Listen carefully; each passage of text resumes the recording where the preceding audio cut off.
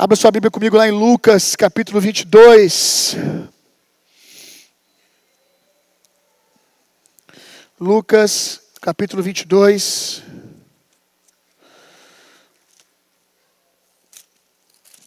Quero falar um pouco sobre a mesa do Senhor, sobre a ceia. Lucas 22, nós vamos ler a partir do verso 15, daqui a pouco. Aleluia. Quem encontrou, diga, eu amo a palavra de Deus. Quem não encontrou, diga, espera aí.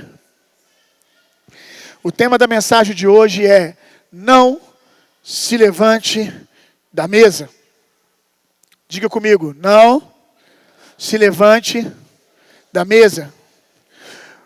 Olha, Deus não precisa de grandes coisas da sua parte para que Ele possa fazer grandes coisas. Deus precisa de coisas simples. E todas elas estão entrelaçadas com uma palavrinha chamada obediência. Obediência é essa que precisa ser capaz de permanecer pelo temor do Senhor. Obediência não tem a ver com entender. Muitas vezes nós obedecemos para entender. A gente obedece o que está escrito, semeia em obediência e colhe depois em testemunho, que também se torna entendimento. Então o que Deus precisa de nós é que tenhamos a capacidade de obedecer, mesmo que as circunstâncias não sejam favoráveis. Como eu disse, obediência não pode ser algo que é fruto de entendimento, sempre. De intelectualidade. Porque tem muita gente que é obediente, fruto de intelectualidade. Quando ele entende, quando ele compreende, ele obedece. Mas a obediência, ela só vai ser constante e presente em tudo quando a obediência não for fundamentada em inteligência ou entendimento, mas na sabedoria. E a sabedoria, por incrível que pareça, ela é capaz de agir sem entender. Por quê? Porque ela age a partir do temor do Senhor. O princípio da sabedoria, você quer ter sabedoria? Começa tendo temor.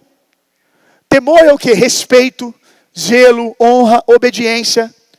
Então, os sábios, eles obedecem porque está escrito. Porque o Senhor disse. Foi o que o Senhor disse? Amém.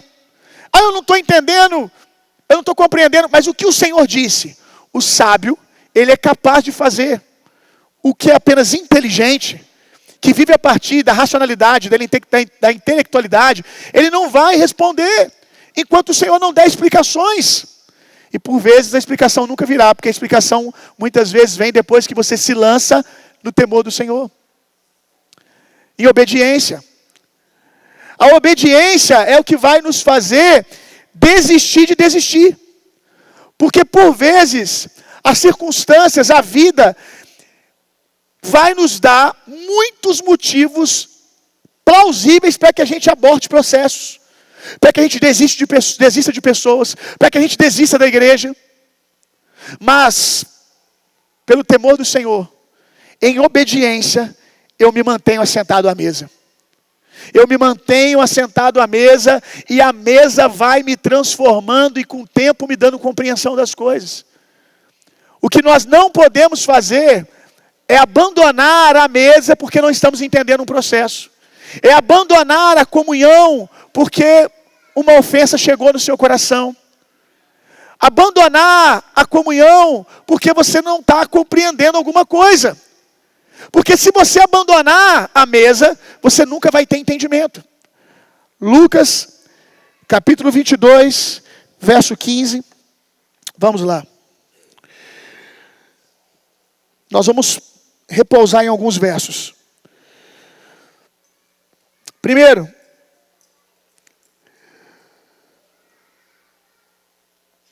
E lhes disse, olha o que o Senhor vai dizer: desejei ansiosamente comer essa Páscoa com vocês antes de sofrer.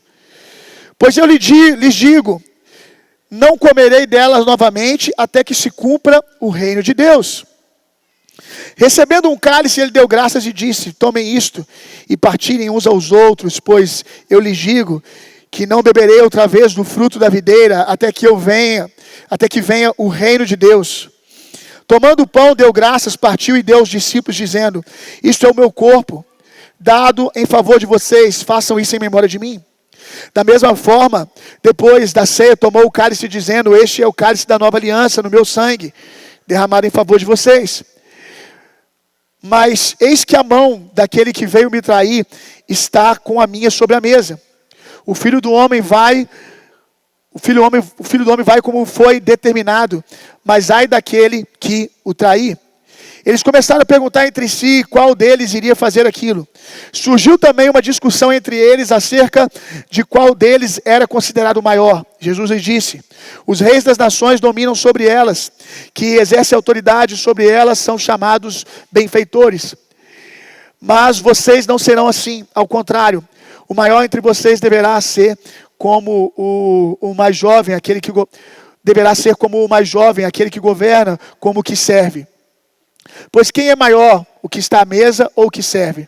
Não é o que está à mesa, mas eu estou entre vocês como quem serve. Vocês, preste atenção aqui, vocês são os que têm permanecido ao meu lado durante as minhas provações. Eu lhes designo um reino, assim como meu Pai designou a mim. Em algumas traduções ele vai dizer: eu confio a vocês um reino como o Pai confiou a mim. Quando nós começamos a ler, a primeira declaração chocante está no verso 15. É que Jesus, ele diz: como eu estava animado, cheio de expectativa para estar na mesa com vocês. Uau! Nós estamos vendo o próprio Deus dizendo: eu estava contando as horas para poder sentar com vocês e comer. Isso revela para nós o coração de Deus, o como Deus deseja ter relacionamento com você e comigo. Irmãos, Jesus está aqui nos momentos que antecedem, como ele mesmo disse, o tempo do seu sofrimento. Quando você sabe que vai passar por algo difícil, por uma temporada difícil, alguém que está, por exemplo, no leito de morte, e sabe que tem apenas alguns dias ou algumas horas, essa pessoa vai dedicar o seu tempo final às pessoas mais importantes. Não é à toa que os médicos começam a dizer: pede para a família vir. Porque é pouco tempo, o tempo que tem é para aqueles que realmente importam. Aqueles que realmente você quer trazer uma mensagem, que você quer impactar a vida deles, que você quer encontrar força para poder viver o momento do sofrimento. E Jesus, podendo escolher estar com tantas pessoas, com os reis, com os grandes, ele decide estar com seus discípulos, e ele é vulnerável, ele revela o quanto eu estava contando as horas. Eu estava desejoso, eu estava aguardando, cheio de expectativa para poder estar com vocês. Esse é o coração de Jesus na mesa, esse é o coração de Jesus quando está em relacionamento comigo, com você. Jesus ama estar com os seus discípulos. Talvez você diga: não, pastor, eu não. Ele ama, a gente vai falar sobre isso daqui a pouco. Ele ama estar com aqueles 12 lá, porque aqueles caras são os caras. A gente tem que parar com esse romantismo. Nessa mesa aqui está alguém em quem Jesus sabe que nas próximas horas vai traí-lo. E agora eu não estou falando de Judas, eu estou falando de Pedro. Nessa mesa aqui estão os discípulos na comunhão com Jesus, discutindo quem é o maior no reino de Deus. Quem está nessa mesa é gente difícil. Quem está nessa mesa é gente quebrada. Quem está nessa mesa é gente que precisa da graça de Deus. E Jesus, ele não está dizendo: eu quero estar com eles porque eles são perfeitos. Eu já expliquei para você que um dos motivos pelo qual Deus escolhe você não é pelo quanto você tem, é pelo quanto você não tem. Pelo quanto de espaço que há em você para ele preencher. Para que a graça dele opere. Para que aí você seja forte de fato.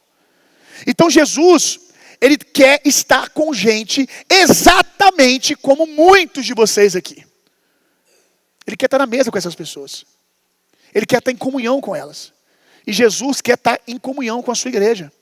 Comigo, com você, no seu secreto. Agora, um dos motivos pelo qual, além do desejo pela comunhão, o que Jesus mira nessa mesa é o poder que flui através da comunhão. O próprio texto diz que ele estava ali nas horas que antecediam o seu sofrimento. E nós temos meditado com frequência em Provérbios capítulo 31, que é um dos textos para a nossa conferência desse ano. Se alguém está em sofrimento, dê vinho a ele. O vinho, ele é anestésico. Naquele tempo, você que aqui gosta de filme medieval, você já viu muitos guerreiros que receberam uma flechada ou algum machucado no meio da guerra, e para se fazer o procedimento, alguém diz, traz vinho, traz bebida, traz álcool, para que essa pessoa receba algum tipo de anestésico e suporte melhor o sofrimento, suporte melhor a dor. Porém, quando nós olhamos para esse texto, aquele que está sofrendo, dê vinho a ele. A partir da nova aliança, não embriagueis com vinho, mas se enchei-vos do Espírito Santo. Nós sabemos do que o texto está falando para nós. Que o caminho para suportarmos os sofrimentos, os desafios, as amarguras da vida, não é mais disso ou mais daquilo. Não é aquele pote que a gente tem falado constantemente no final do arco-íris. É sermos cheios do Espírito Santo. Porque quando nós somos cheios do Espírito Santo, nós somos transportados de uma realidade natural para uma realidade espiritual. E essa realidade espiritual, nós bem sabemos na palavra de Deus que o espiritual é mais real do que o natural. Porque tudo que está no natural é fruto daquilo que está no espiritual. Então, quando nós conseguimos ver o que está no sobrenatural, nós estamos vendo aquilo que vai acontecer no natural. Vamos lá, irmão. Quem pode ver o que está no espiritual, está vendo a realidade de fato. O natural é o que está sobre a terra. Se uma semente foi plantada, uma árvore já tem vida debaixo da terra, ainda que você não esteja vendo. Você vai ver se permanecer, se deixar que ela brote. Então entenda que o mundo espiritual é mais ou menos isso. Nós somos árvores plantadas no mundo espiritual. Os nossos troncos, os nossos ramos estão no natural. Mas a vida está no espiritual. Então tudo que está no natural, diz a palavra de Deus, é fruto de algo que vem do espiritual. Então tudo que está no espiritual é a verdade de fato. E aí quando nós nos enchemos do Espírito Santo, nós somos sequestrados das circunstâncias, nós somos sequestrados dos diagnósticos negativos naturais, que não tem mais autoridade do que a palavra. E quando nós somos sequestrados, os nossos olhos se abrem. E quando os nossos olhos se abrem, nós podemos ver que mais são aqueles que são por nós do que são contra nós. Como o profeta, que vira para o seu moço que está desesperado. Estamos cercados, profeta. Aí ele diz, Senhor, abre os olhos dele. Quando o profeta abre os olhos, ele vê carruagens de fogo, ele vê anjos. Ele vê aquilo que já estava acontecendo antes, não quando ele abriu os olhos. Já estava ali, mas ele não podia ver. E se nós não pudermos ver, nós não vamos interagir. Se a gente não puder ver, a gente não vai crer. A gente não vai falar, a gente não vai manifestar. E a semente não vai brotar. Então nós precisamos viver embriagados do Espírito, parecendo como loucos para os sábios dessa era. E embriagados do Espírito, nós vamos ver o que é de fato. E vamos dar a luz em palavras, em oração, em profecia. E aquilo que está no sobrenatural vai se tornar realidade do natural diante de nós. E aquele que é natural vai comer na nossa mesa daquilo que vimos antes de ser. Vamos lá, irmão. Aquele que é natural vai comer na nossa mesa. Vai se fartar dos sinais e maravilhas. Nós não andamos por sinais e maravilhas, irmão. Nós trabalhamos por sinais e maravilhas para que aqueles que são incrédulos provem do reino de Deus e da bondade de Deus. Nós andamos pelo que cremos. Os sinais, quando acontecem, são aquilo que nós já vimos na palavra. Aquilo que já vimos no espiritual. E aí quando nós nos embriagamos do Espírito, a gente vê o espiritual, a gente dá a luz espiritual, no natural, aquilo se torna realidade, e as pessoas vêm para comer, experimentam a bondade de Deus e entram nesse fluxo comigo e com você. O homem natural, ele não é compreendido. O homem espiritual não é compreendido pelos naturais. Quem é natural só entende das coisas espirituais quando as coisas espirituais se tornam naturais. E por isso que o Senhor apresenta o seu reino com sinais e maravilhas. Não primariamente por nós, porque nós já temos provado, nós nascemos de novo, nós já fomos plantados em um mundo espiritual, nós temos consciência da eternidade. Então o Senhor faz para que aqueles que não creem possam crer.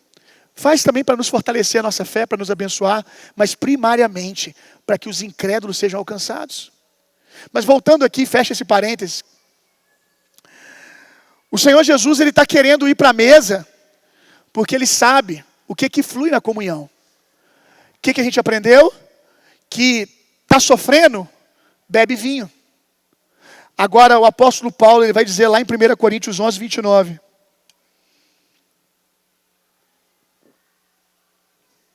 Olha isso aqui.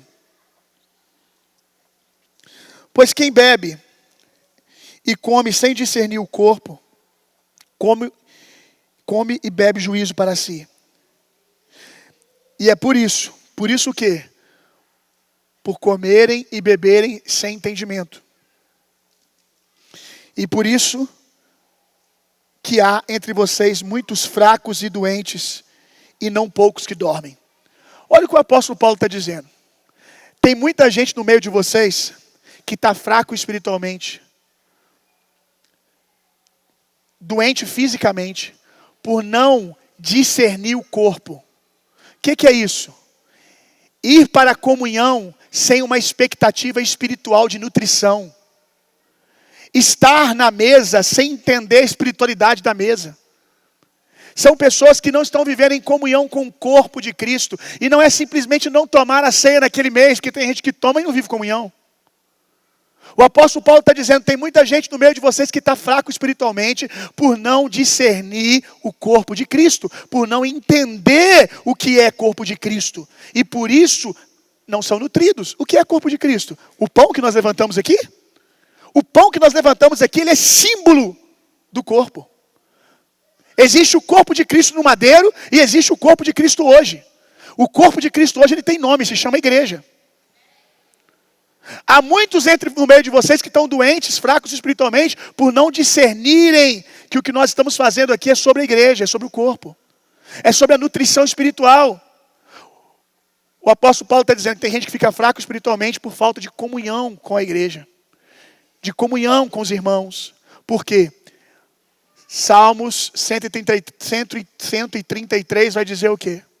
O óleo do Senhor desce sobre a cabeça do sacerdote e escorre sobre as suas vestes. O que a gente está dizendo? Existe uma unção que vem no cabeça Jesus e desce sobre o seu corpo. É uma nutrição. Quanto mais no corpo de Jesus nós estamos, mais força espiritual, mais saúde nós recebemos. Existe poder na comunhão. Então, o contrário daquilo que o apóstolo Paulo está dizendo também é verdade. Se há quem está doente por estar não discernindo o corpo, ele está falando assim, vocês participam só da ceia, mas não vivem comunhão de fato. Não tem desejo de estar à mesa com seus irmãos. Ei, você aí. Não tem desejo de estar à mesa com seus irmãos, não tem vontade de estar com seus irmãos. Vocês comem do pão, mas sem discernir. Vocês comem só do ritual e não entendem o que há de espiritual. Porque o contrário também é verdade, irmão. Se fica doente por não estar, recebe saúde por estar. Se fica fraco espiritualmente por não estar, recebe força espiritual por estar. Pelo óbvio, o óleo desce e chega até aqueles que estão no corpo.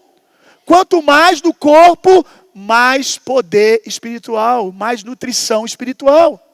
Por isso que Jesus está dizendo assim, eu vou sofrer daqui a pouco, mas eu vou tomar meu anestésico agora. Eu vou tomar o meu remédio agora. Ele diz, eu queria muito estar com vocês. E talvez você pense assim, pastor, mas estar com os irmãos, Ah, meus irmãos, é difícil demais. Eu confiei em pessoa uma vez. Pastor, as pessoas são quebradas. É difícil, as pessoas são difíceis, são muito enjoadas. A nutrição passa por pessoas assim.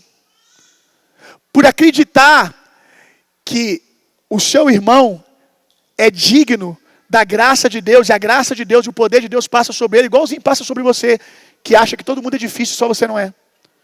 Do mesmo jeito que a graça de Deus passa sobre você, ela passa sobre seus irmãos. E reconhecer isso é um lugar de nutrição, de receber poder. Jesus, ele diz, eu queria estar com os meus irmãos antes do sofrimento que me aguarda, porque eu preciso receber força. Não é sobre uma palavra de ânimo que Pedro podia dar para ele, até porque no natural, o que Jesus vai experimentar aqui nessa mesa é conversa fiada. O que Jesus vai experimentar, o que a gente conversa, às vezes a gente vê no bastidor da igreja, conversa rasa, conversa carnal. Mas mesmo ele sabendo que ia ter ali gente difícil, conversinha carnal, conversinha imatura, ainda assim ele diz, eu quero estar com os irmãos. Por quê? Porque ele sabe do que acontece espiritualmente. Então tem gente que por causa de algo natural, se desconecta da mesa, da comunhão com os irmãos. E aí você perde o que há de espiritual. Você, porque o irmão é difícil, você não quer estar com o irmão. Porque as pessoas são quebradas, isso vai só se revelando que quando você sai da mesa, você não sai por causa dos outros. Você sai por causa da arrogância e do orgulho do seu coração. Porque você é igualmente quebrado como as outras pessoas que estão ali. E você vai se afastando como quem está se esquecendo que você é o que é, só se assentou nessa mesa por causa da graça de Deus que operou na sua vida. Então o que te tira da mesa não é a ofensa do irmão. O que te tira da mesa muitas vezes não é a imaturidade do irmão, mas é a sua, que sendo forte não entendeu o que o apóstolo Paulo ensinou. Você que é forte, então fortão. Você que é bonzão, você que é fortão, suporta os mais fracos. Você é forte? Suportar aqui não é, eu vou aguentar, eles são muito enjoados, mas eu vou ficar. Não, é mais do que isso. Suportar é aqui, sobe nas minhas costas e sobe aqui, irmão. Suportar é dar o ombro. Você que é forte, deveria olhar para os irmãos imaturos e dizer, eu vou ficar aqui porque vocês precisam que eu sustente vocês até que vocês amadureçam. Não é sair, não. Não é esse caminho de arrogância e de orgulho, não. Que mata você espiritualmente. Você vai entender hoje, não há desculpas para não estar na mesa da comunhão. Não há. Jesus escolheu estar na mesa para ser nutrido espiritualmente, preparado. Ei, Jesus poderia escolher o secreto. E Jesus muitas vezes esteve no secreto. O secreto tem o seu lugar, mas tem muita gente fazendo o secreto de campo de refugiado. Caverna para se esconder da comunhão. E se intitulam super espirituais. Eu sou profeta, eu sou dos montes, eu sou dos vales, eu sou das cavernas, eu sou igual Elias, eu sou igual João Batista, eu não tenho paciência com gente é só no chicote. Eu gosto de ficar no deserto, comendo meu gafanhoto, o meu mel silvestre. Eu só apareço, prego e vaso, porque comunhão não é para mim, porque eu sou profeta. Seu ministério profético caducou, irmão. Passou. Você está vivendo de uma unção que não está disponível mais. O ministério do profeta hoje não é a partir de João Batista, Elias ou Eliseu. O ministério do profeta hoje é a partir do profeta Jesus. E o profeta Jesus estava na mesa comendo e sendo chamado de comilão, de tanto que gostava de estar nas festas. Então o profeta espiritual está na mesa. Jesus poderia escolher. E ele vai depois para o Getsêmani. Isso aqui é profundo demais. Presta atenção nisso aqui. A gente tem que aprender a tirar nutrição de todos os lugares que Deus diz que tem nutrição. Parar de viver uma vida desequilibrada. A gente funda religião para tudo. Eu sou do secreto. Aí funda a religião do secreto. Os desigrejados. Eu sou das multidões dos perdidos. Aí funda a religião dos perdidos. Os desigrejados da rua. Que está com não crente. Porque Jesus amava estar com as multidões. Sofismas, meias verdades. Jesus transitava em 3 lugares. Jesus transitava na multidão, nos doentes. Jesus transitava na mesa da comunhão com os santos, com os seus discípulos, que seria hoje a igreja. E Jesus transitava no secreto. Ele estava transitando nesse triângulo o tempo todo. Então o secreto tem o seu lugar. Depois da comunhão, Jesus vai para o Getsêmani orar sozinho. Mas antes disso ele estava se nutrindo daquilo que só a comunhão pode dar. Ei, bonitão, tem coisas que o secreto não vai te dar, que é só a comunhão com os santos que vai te dar. Porque se Jesus ficar te nutrindo sozinho, só no seu secreto, ele cria esse serzinho arrogante aí, que sem ele ter mandado você ficar, você está ficando e está virando prepotente.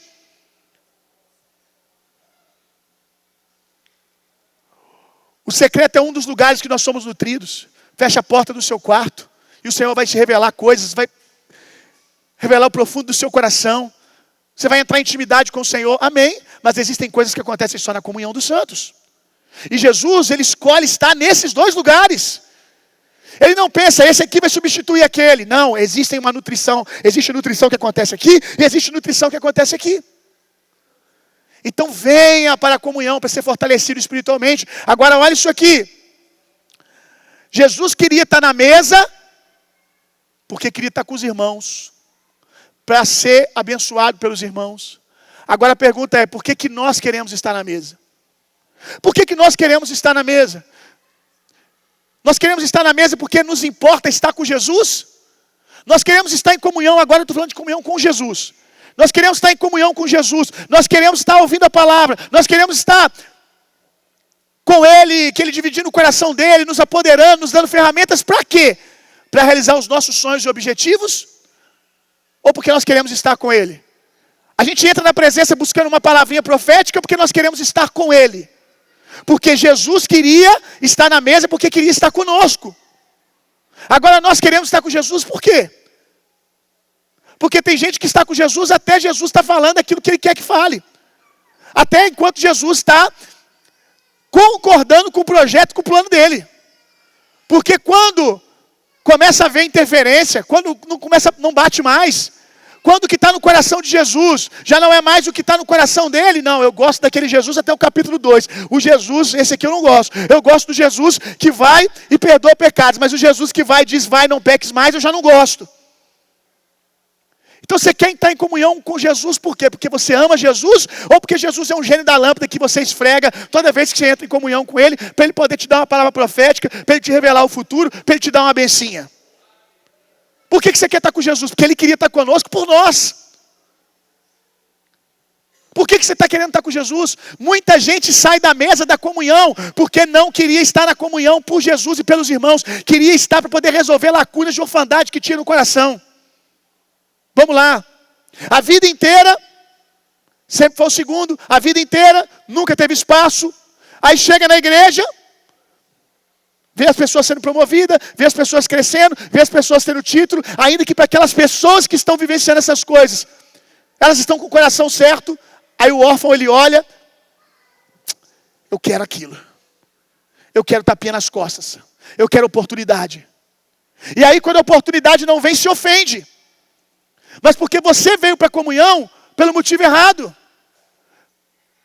Você veio para a comunhão não para você ser nutrido espiritualmente, mas para que as pessoas supram as suas expectativas. Se tem uma coisa que você precisa para permanecer na mesa e para não ser uma pessoa chata, isso é para a vida, viu? É para a mesa de Jesus e é para a vida. Guarda o que eu vou te dizer, ninguém te deve nada, irmão. Ninguém te deve nada. Ande assim, ó, eu devo amor a todos. E por vezes eu vou encontrar alguém que tem a mesma filosofia de vida. Por vezes eu vou me deparar com alguém que tem a mesma natureza. E eu vou ser abençoado, eu vou receber.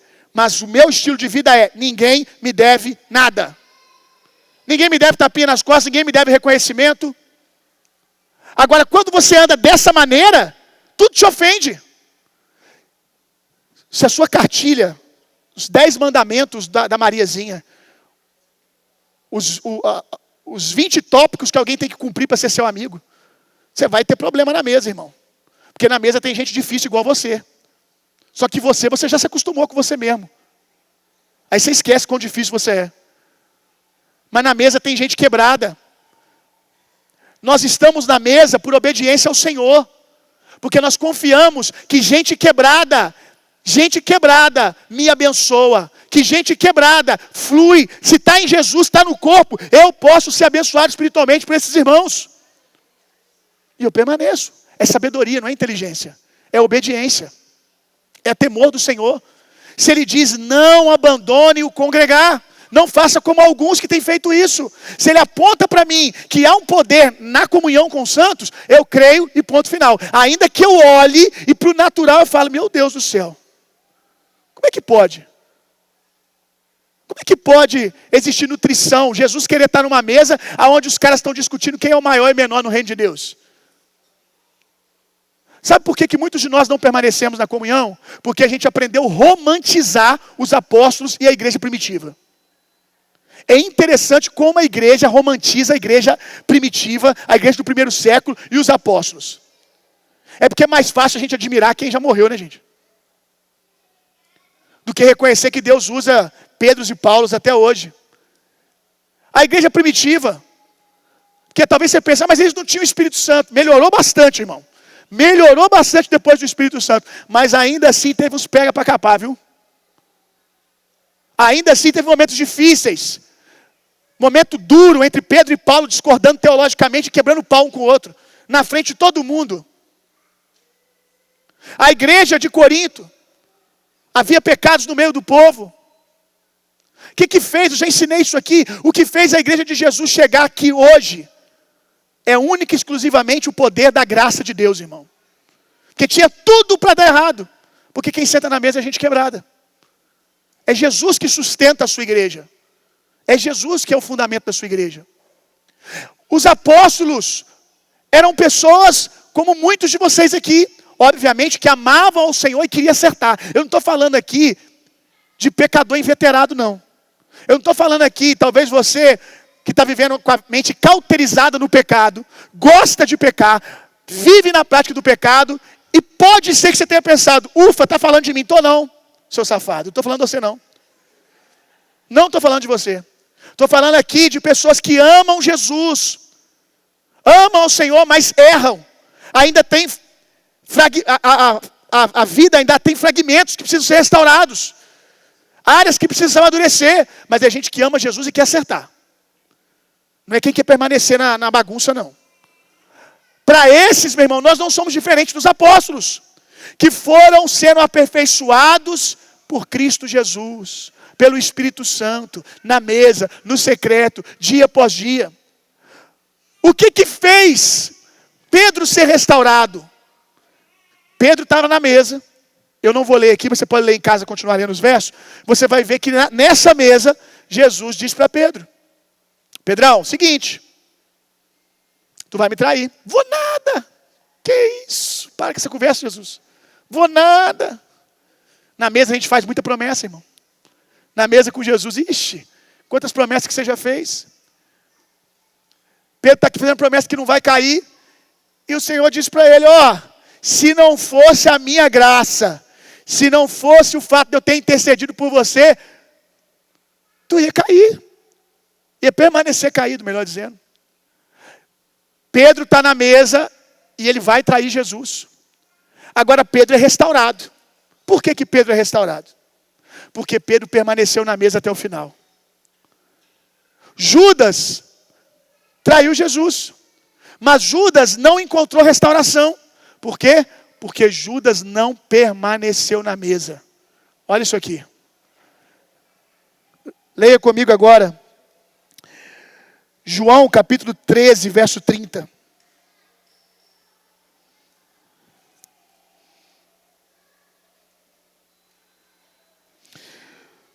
Judas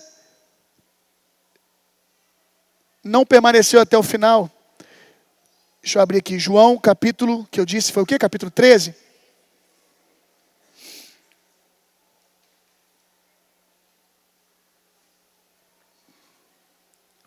Verso 30.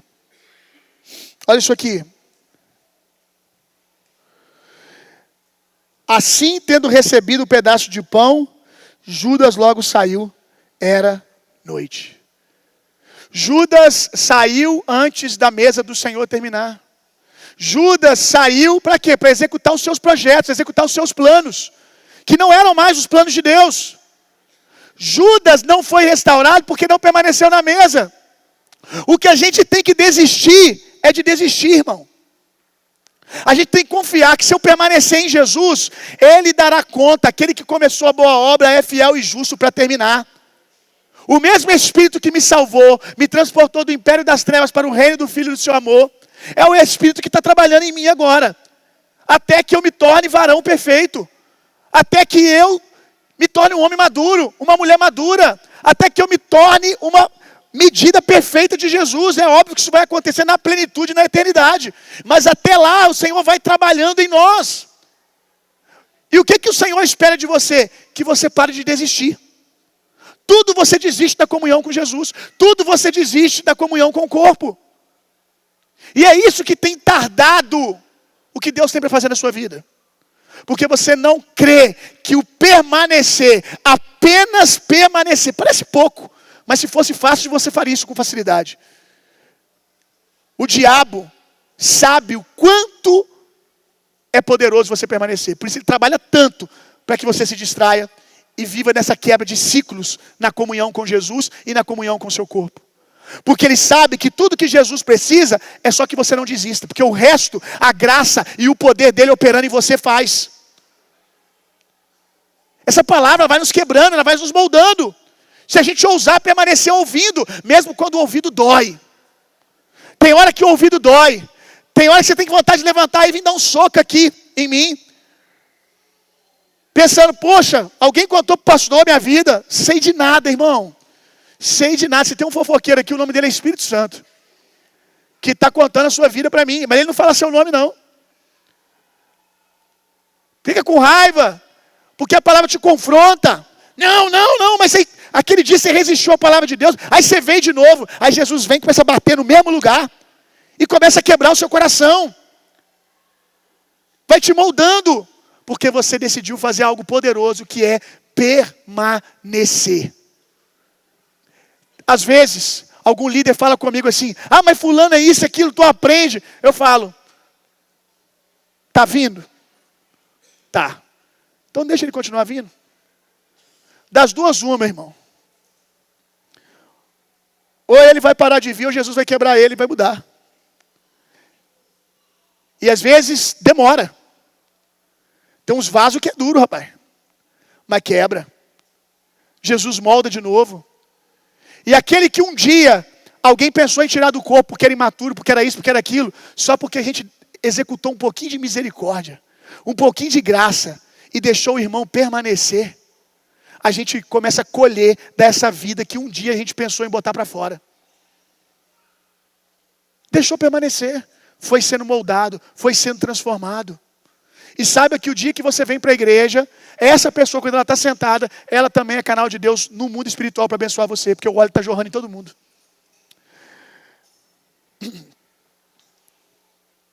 Vamos lá no verso, volta lá para o capítulo de Lucas. No verso 19, vai dizer que Jesus tomou o corpo, ergueu, deu graças.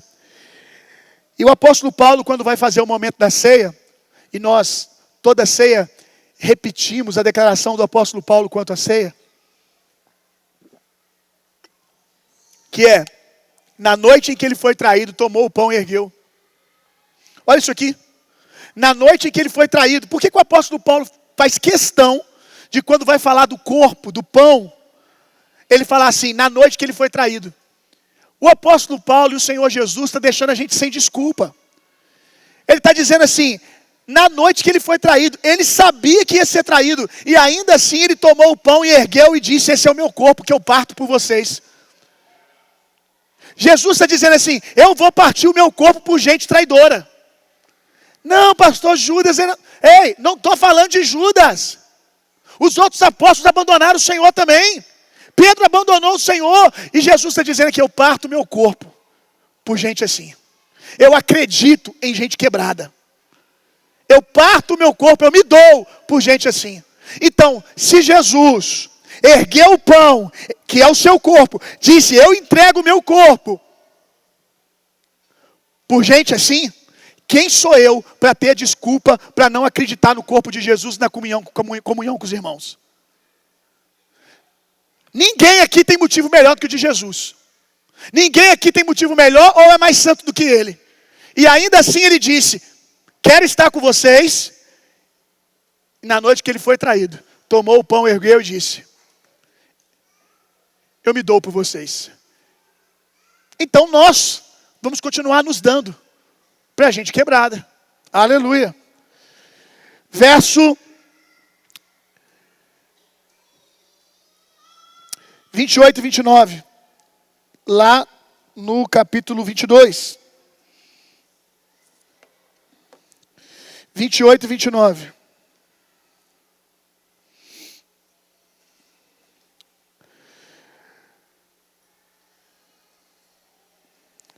Vocês são os que têm permanecido ao meu lado durante as minhas provações. E eu lhes designo um reino, assim como meu Pai designou a mim. Jesus está dizendo aqui que ele confia algo que o Pai confiou a ele, a essas pessoas. Confia um reino. Talvez você pense, Deus pode me usar? Jesus está dizendo que ele confia aquilo que o Pai confiou a ele, a essas pessoas. Quem são essas pessoas? Sem romantizar. Os discípulos que estavam discutindo quem era o maior na mesa. Discípulos queriam abandonar o Senhor. Mas qual é, preste atenção, a característica que Jesus exalta desses? No verso 28. Verso 29 ele diz: eu confio a vocês ao reino que o Pai me confiou. Eu confio a vocês o reino que o Pai me confiou. Mas no verso 28, Jesus aponta uma característica, um acerto deles. Qual que é o acerto deles? O quê? Qual que é o acerto? Ele está dizendo assim, vocês pregam muito bem. Vocês são muito inteligentes. Olha, vocês são muito habilidosos, estão cheios de ferramentas. Vocês têm recurso. Não. Jesus exalta uma coisa só. Vocês têm permanecido comigo. Não têm se escandalizado de mim. Têm permanecido comigo nos meus sofrimentos. Ou seja, no meio do momento onde eu sou perseguido, aonde estar comigo não é confortável, aonde estar comigo te custa alguma coisa, vocês permanecem aqui. Pastor, mas Pedro em algum momento fraquejou. Volta em outro momento de Jesus com Pedro. Jesus está no barco. Aliás, Pedro está no barco. Pedro está no barco. Jesus vem no meio da tempestade. Pedro olha para Jesus e diz: se tu és mesmo Cristo, se tu és Jesus, manda eu ter contigo. Jesus diz: vem. Pedro vai. Em algum momento daquela caminhada, Pedro começa a olhar para as tempestades, para as circunstâncias. E ele começa a naufragar. O que acontece? Jesus vira para ele e fala assim: morre. É isso?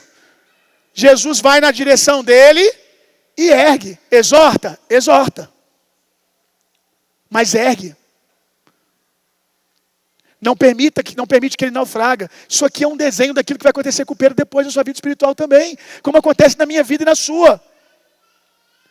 Se você ousar permanecer, quando você se distrair, o bom pastor busca você, irmão. Existe uma diferença da ovelha perdida para o filho pródigo. O filho pródigo, ele toma uma decisão racional. Eu não quero. Eu quero tocar o terror lá fora. Eu quero ir. E ainda assim, existe um pai que espera. Tem boa expectativa. Mas a ovelha perdida, ela se distrai. A ovelha perdida é um discípulo. Não é alguém que apostatou da fé, que abandonou o Senhor. É um discípulo. É um Pedro que ousou, que continuou, mas de repente os ataques vieram, se distraiu. Aí o Senhor vem para buscar. E é isso que o Senhor faz com aqueles que ousam permanecer. Se em algum momento você fraquejar, o bom pastor vai buscar você. Agora, se você for ovelha, você vem. Filho pródigo só vem quando esgota todo o seu recurso e chega no fim de si mesmo. Ovelha perdida, quando o bom pastor toca, ela fala: ainda bem que você chegou. Me ajuda, pelo amor de Deus. Quando o conselho chega, Ovelha perdida é quando a exortação chega, quando o conselho chega, quando alguém liga e fala, cara, vamos dar um jeito, vamos voltar. Aleluia! Filho pródigo não, filho pródigo é bode. Você vai falar com ele, você toma chifrada. Enquanto a onda dele não passar, meu amigo, enquanto o feitiço não acabar, você vai falar com ele, você toma chifrada, você toma coice. Agora a ovelha perdida não. A ovelha perdida é ovelha, irmão. Você chega lá, está lá, estou morrendo, me ajuda. Coração quebrantado, é outra coisa. Se coloca de pé no seu lugar para a gente orar. Olhando para o tempo aqui, estou vendo que meu tempo está esgotando. Aleluia. Glória a Deus.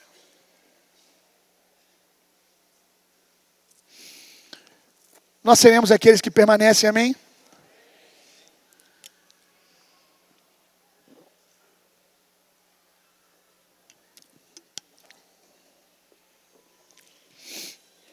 Aleluia. Aleluia.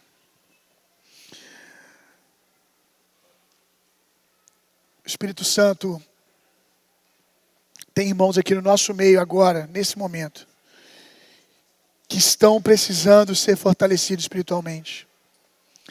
Tem irmãos aqui que chegaram aqui hoje, nessa manhã, arrastando, pura fé, Senhor. No natural, com poucas condições de estar aqui. Mas, pela fé se moveram, crendo que o Senhor tinha poder para erguê-los, que o Senhor tinha poder para enchê-los do Espírito Santo.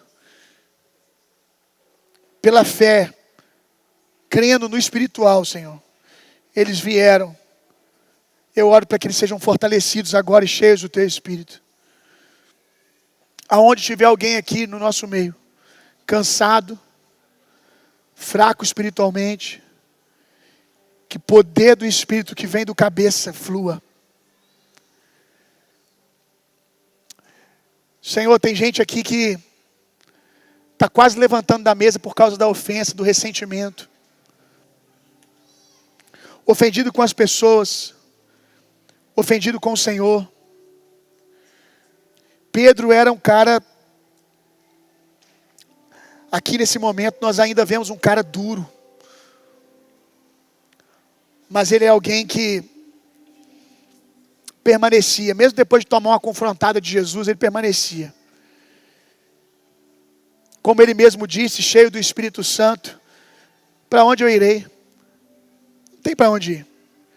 Não tem para onde ir. Só tu tens palavras de vida eterna. Eu não tenho plano B. Pedro era alguém que queimou as pontes, que decidiu não ter plano B. Não tinha para onde ir, ou é o Senhor, ou é o Senhor. Por isso, todas as vezes que ele se ofendeu, se ressentiu, ele foi restaurado, Senhor. Se tem alguém aqui sendo acertado pelo ressentimento, pela ofensa, em nome de Jesus, que essa pessoa seja curada. Que ela ouse permanecer e veja a cura se manifestando.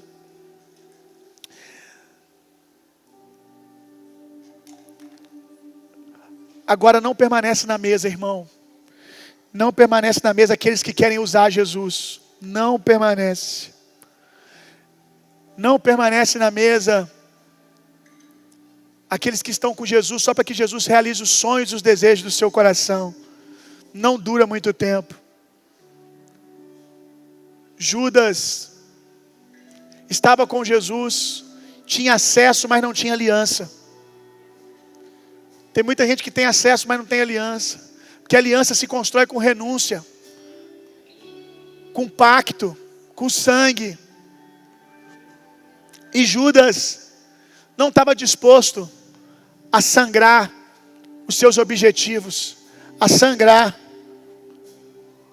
as suas metas e os seus projetos. Eu já ensinei que Judas, ele tinha esperança que Jesus fosse um libertador como Davi, que liberta pela guerra. O grupo que Judas fazia parte, os Iscariotes. Era um grupo revolucionário, que tinha expectativa de que quando o Messias viesse, ele liderasse uma rebelião contra o Império Romano. Então a ideia de libertação de Judas era uma, a ideia de libertação de Jesus era outra. Ele entrega Jesus com a expectativa de que, ao ser cercado, Jesus revelasse o seu lado libertador e botasse em prática o seu plano. Mas que não era o plano de Jesus, era o plano de Judas. E Judas se perde quando ele vê que Jesus, podendo fazer, não faz nada, e é levado como ovelha muda ao matadouro. Porque o plano de Jesus não era o plano de Judas. E aí Judas nunca pôde ver o que era o reino, porque não foi capaz de crer e obedecer e confiar no plano de Jesus. Nem sempre o plano de Jesus vai ser o mais confortável. Muitas vezes não é. Porque para que você seja livre, algumas coisas têm que ser arrancadas de você. E dói. Dói ser contrariado. Dói ter as expectativas frustradas. Você vai gritar ai, mas aqueles que amam Jesus permanecem depois do ai. Agora aqueles que só estão com Jesus para ter sucesso, para ter bênçãos, para ter conquista, não duram por muito tempo. Que nós sejamos aqueles que estão com Jesus pelo motivo que Ele quer estar conosco. Por Ele, por amor a Ele. Porque Ele está na mesa conosco por amor a nós. Porque se Ele olhasse para aquilo que nós podemos oferecer, Ele não permaneceria nessa mesa. Ele olha e permanece porque nos ama. Que nós possamos amar o Senhor. Eu oro em nome de Jesus para que amor pelo Senhor cresça no seu coração. Eu oro em nome de Jesus, Espírito Santo, alinha as motivações. Tem alguém aqui que está distraído, caminhando com Jesus, como um fã de Jesus. E eu te louvo porque eu já vi na minha vida muitos fãs se tornarem grandes discípulos. Porque uma hora foram acertados pelo seu poder. Eu oro para que a vida de alguém seja assim hoje. Que alguém que tem caminhado com Jesus, porque é agradável, porque é bom, porque é gostoso, a igreja é uma bênção. Te conheça não só de ouvir falar, mas que os olhos dessa pessoa te vejam agora.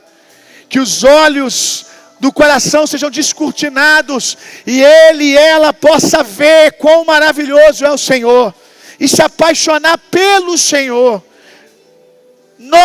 Todos nós viemos até o Senhor porque precisávamos ser curados, precisávamos ser salvos, precisávamos de uma bênção. Mas não demorou muito que os nossos olhos se cruzassem com o dele e nós descobrimos que a bênção maior era ele. Então, em nome de Jesus, que os olhos de alguém aqui se abram assim. Que os olhos de alguém aqui se abram e te conheça. Espírito Santo, aos cansados, preenchimento do Espírito Santo. Enche Espírito Santo, libera poder, enche alguém com teu Espírito. Dia de ceia deveria ser o dia que nós mais vemos os crentes sendo cheios do Espírito Santo. Que nós mais vemos os crentes tendo experiência com o Espírito Santo. Que nós mais vemos os crentes se jogando na liberdade do Espírito. Porque é a reunião para os santos, é a reunião para os discípulos, é a reunião para os escolhidos. Dá, Senhor, a Tua presença. Marca com o Teu Espírito. Mais, Senhor, mais, Senhor, mais, Senhor. Seja cheio do Espírito Santo, meu irmão. Seja cheia do Espírito Santo.